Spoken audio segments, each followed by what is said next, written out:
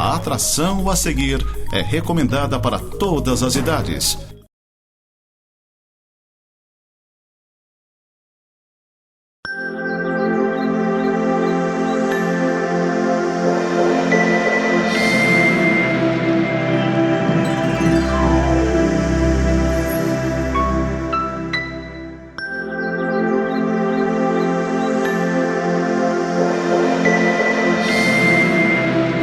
Olá, queridos amigos, amigas, nossos queridos irmãos também.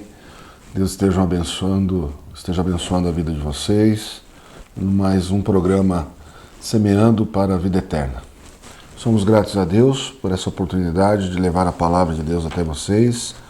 A palavra de Deus lida mediante a ótica e o parâmetro, que a nossa igreja utiliza, a Confissão de Fé de Westminster, vem lá de 1641, então traz aí um peso, e a tradição da Reforma Protestante, da Igreja Reformada e sempre reformando. Então nós somos gratos a Deus pelos nossos patrocinadores que proporcionam esse momento, a Clínica Vida Nossa, do dentista Fernando Geber, da médica de ultrassonografia Vanessa Gerber, e somos gratos a Deus também pelos que nos ajudam com esse patrocínio, outras pessoas também que estão nos ajudando. Nós agradecemos a Deus por isso. Nós vamos orar pedindo que Ele nos oriente na palavra dEle, que hoje traremos um tema sobre revitalização da alegria. Deus esteja nos abençoando, nos orientando, e vamos orar a Deus então. Deus e Pai, nós te agradecemos e te pedimos por esse momento, ó Deus, de leitura da Tua Palavra, um momento de meditação na Tua Palavra, que ela nos traga orientação, nos traga o confronto necessário para a nossa vida e que haja mudança, ó Deus, se estamos fora dos Teus caminhos. Obrigado, ó Deus, por este programa, por cada um que está ouvindo, pela Tua Palavra que é viva, eficaz, eterna e imutável, que nos traz a salvação em Jesus Cristo, Teu Filho amado. É em nome dEle que nós oramos e te pedimos. Amém.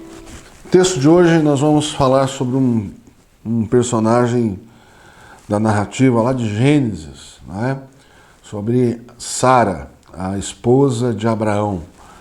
E essa esposa de Abraão, muita gente já conhece a história, mas se você não conhece a história de Abraão e de Sara, eles são os patriarcas, E se você ler a carta aos Hebreus, capítulo 11, os heróis da fé, Sara também é descrita ali como uma heroína da fé, vamos dizer assim, Porque Abraão recebeu a promessa de Deus de ser pai de nações e Sara juntamente recebeu essa promessa de que os dois teriam um filho chamado Filho da Promessa. Nesse meio, nessa peregrinação, nesse meio tempo aí de receber a promessa e até o nascimento do filho, não foi de um dia para o outro, não foi uma semana, foi uma vida inteira. No final da vida deles é que eles viram cumprida a promessa da palavra de Deus. Sara é descrita como uma mulher muito forte, muito bonita, tanto é que em duas ocasiões, quando Abraão e Sara chegaram em dois reinos diferentes, Abraão temeu pela sua vida por causa da beleza da sua mulher. Falou assim, esses homens certamente vão me matar para poder ficar com a minha esposa. E teve consequências isso, Deus colocou algumas coisas ali diante desses inimigos, que eles perceberam que a vida de Sara e a vida de Abraão eram vidas diferentes e importantes para Deus. Nós vamos então ler o texto da narrativa, um pequeno trecho só. Gênesis capítulo 21, o nascimento de Isaac. Então, vamos ler aqui. Gênesis 21, de 1 a 7, diz assim: Visitou o Senhor a Sara, como lhe dissera, e o Senhor cumpriu o que lhe havia prometido. Sara concebeu e deu à luz um filho, a Abraão na sua velhice, no tempo determinado de que Deus lhe falara. Ao filho que lhe nasceu, que Sara lhe dera à luz, pôs Abraão o nome de Isaque. Abraão circuncidou a seu filho Isaque, quando este era de 8 dias, segundo Deus lhe havia ordenado. Tinha Abraão 100 anos, quando lhe nasceu Isaque, seu filho. E disse Sara: Deus me deu motivo de riso, e todo aquele que ouvir isso vai rir-se juntamente comigo. E acrescentou: quem teria dito a Abraão que Sara amamentaria um filho, pois na sua velhice lhe dei um filho. Amém. Amém. Queridos, às vezes nós complicamos um pouco a história da salvação. Ela é um pouco complexa, mas nós complicamos mais ainda, né? E muitas vezes nós dividimos da nossa cabeça, ou a gente vai atrás de algum comentarista bíblico, ou ouviu alguém dizer, né? Assim, o Deus do Antigo Testamento e o Deus do Novo Testamento, né? Que o Antigo Testamento, que é o Deus da lei e o Deus da aliança, né? Que é o Deus da lei e o Deus da graça. Então, Deus, ele é imutável, é um dos seus atributos, né? Ele é o que era antes, é o que é hoje, é o que será depois, é o que a Bíblia fala, né? Nós estamos diante de um Deus que tem tudo sob seu controle, magnífico, que é eterno, onisciente, onipresente, todo-poderoso, tudo que lhe apraz, ele faz, mas não ao acaso, tudo está dentro dos seus planos. Ao contrário de nós, finitos humanos, que não somos todos poderosos, não somos oniscientes, não somos onipresentes, mas o nosso desejo é ser. Nós sempre desejamos ser, né? A tentação lá no Éden é ser igual a Deus, né? Vocês vão ser igual a Deus se vocês desobedecerem a Deus. Não foi essa a proposta. Se vocês comerem esse fruto, magicamente vocês serão igual a Deus. Então nós queremos soluções mágicas, nós queremos resultados rápidos. A gente acha que isso é só da nossa era, do nosso tempo, mas não. A história de Sara e de Abraão, né, ou de Abraão e Sara, mostra que isso já vem de tempos, né, da nossa natureza humana. Nós não conseguimos perceber o total da história, porque nós somos finitos, somos limitados. Mas Deus tem tudo sob seu controle. E quando nós nos submetemos a Deus e buscamos Deus em primeiro lugar, Ele nos derrama primeiramente a paz que excede todo entendimento. Então, quando vem essa história de Deus do Antigo Testamento e Deus do Novo Testamento, perceba que às vezes nós queremos diferenciar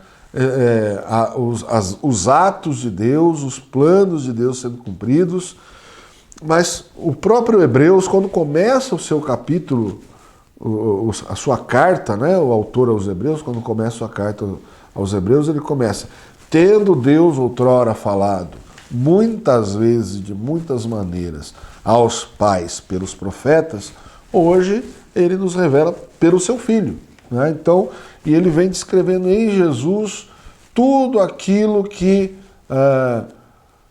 Deus planejou na antiguidade, antes de Jesus, apontando para Jesus como o Senhor da nossa salvação. E isso quer dizer o quê? Que a salvação, ela sempre teve um método, um modus operandi, que é Cristo. Ele é a pessoa, ele é a chave da salvação. E aí quando chega nos heróis da fé, e vai falar sobre Abraão e Sara, ele fala assim: todos esses morreram sem ter visto cumprir a promessa, porém eles anteviram a promessa. A lei servia para isso, para mostrar, apontar, para antever o próprio Cristo encarnado. A salvação funcionou desse jeito desde a antiguidade, e nós temos, a única diferença, nós temos o privilégio de que a nossa fé olha para trás, olha para o que já aconteceu. E Deus, em Abraão e Sara, principalmente, né, ele está mostrando para o que iria acontecer, que Deus cumpriu fielmente a sua palavra. Mas nesse ínterim tem aqui a nossa ansiedade humana de querer ver as coisas feitas ao nosso tempo, não no tempo de Deus. O texto aqui, ele faz uma ressalva bem interessante, né? Ele diz assim, Sara, no versículo 2, né? Sara concebeu e deu à luz um filho a Abraão na sua velhice, no tempo determinado de que Deus lhe falara. Você pode ler aqui e vai pensar assim, não, ele está falando de um ano, o prazo de um ano que o anjo teve lá, falou, daqui a um ano, quando voltar, você vai ter um filho nos braços.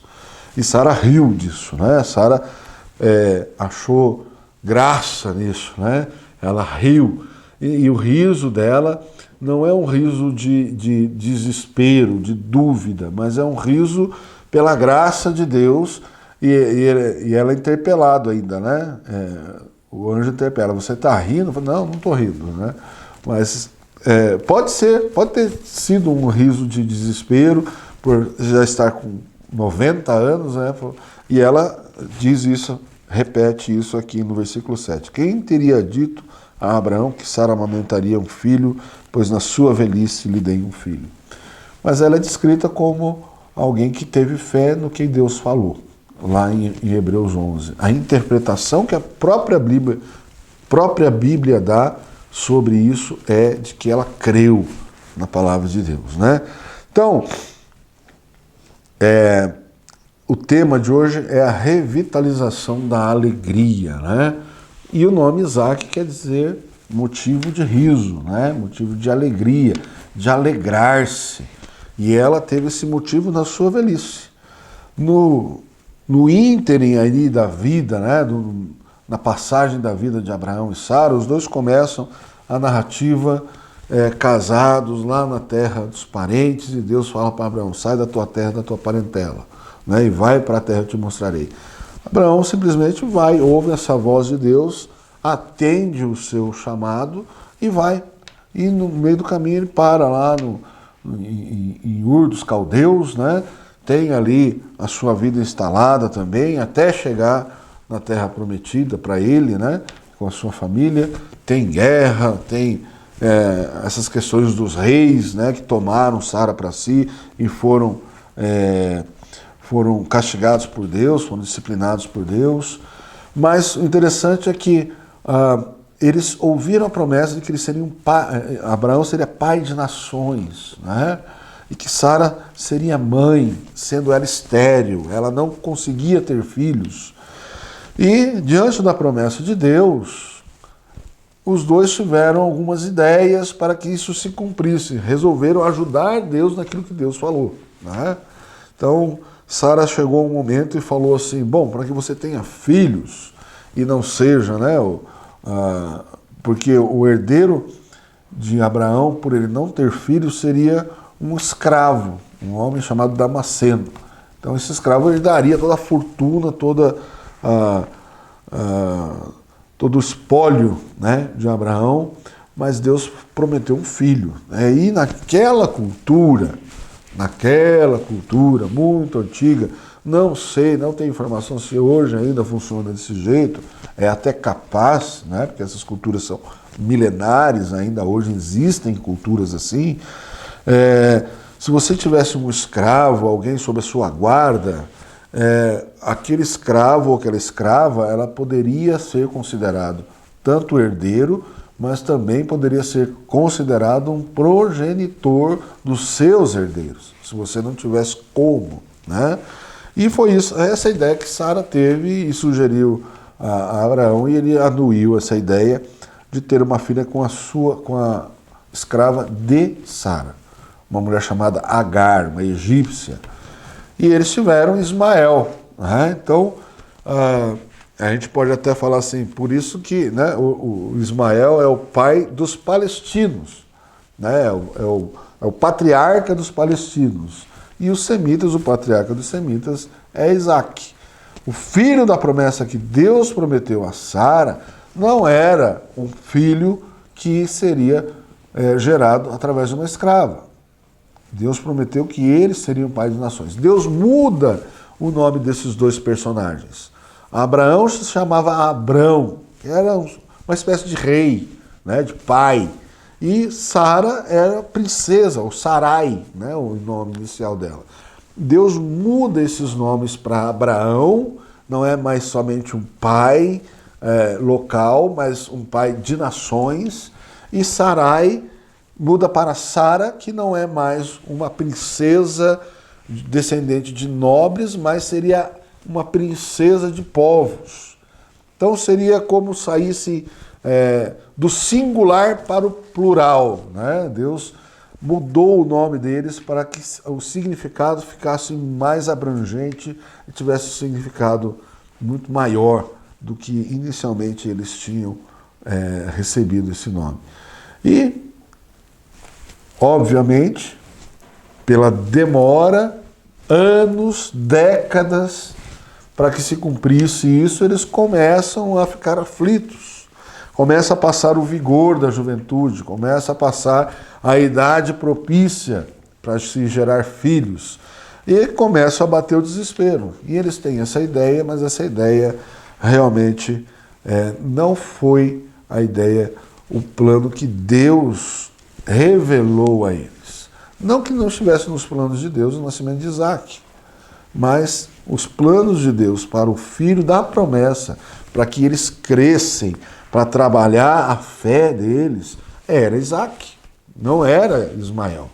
Tanto é que na última conversa do anjo com Abraão, quando Deus falou, você vai ser pai de nações, você terá muitos filhos, se você olha para as estrelas, as suas gerações serão assim, incontáveis.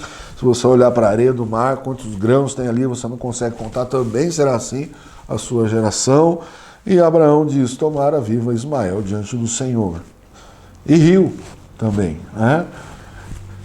Mas Deus falou, não é de Ismael que eu estou falando de um filho que você vai gerar, Isaac. Mas ele falou, mas Ismael será abençoado também, multiplicará também, será forte, né? Ismael será forte. Então Ismael não estava fora dos planos de Deus, mas não era o plano de Deus, né? Não era o caminho que Deus estabeleceu para que Abraão e Sara percorressem na sua palavra, né? O que ele prometeu a eles.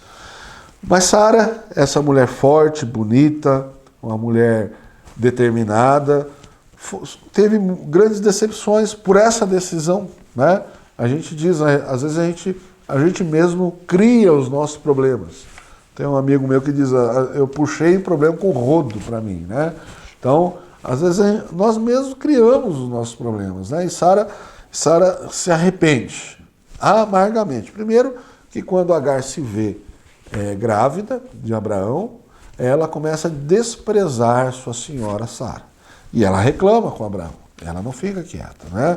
Ela percebe a mudança de comportamento da sua escrava e reclama e pede para dispensar.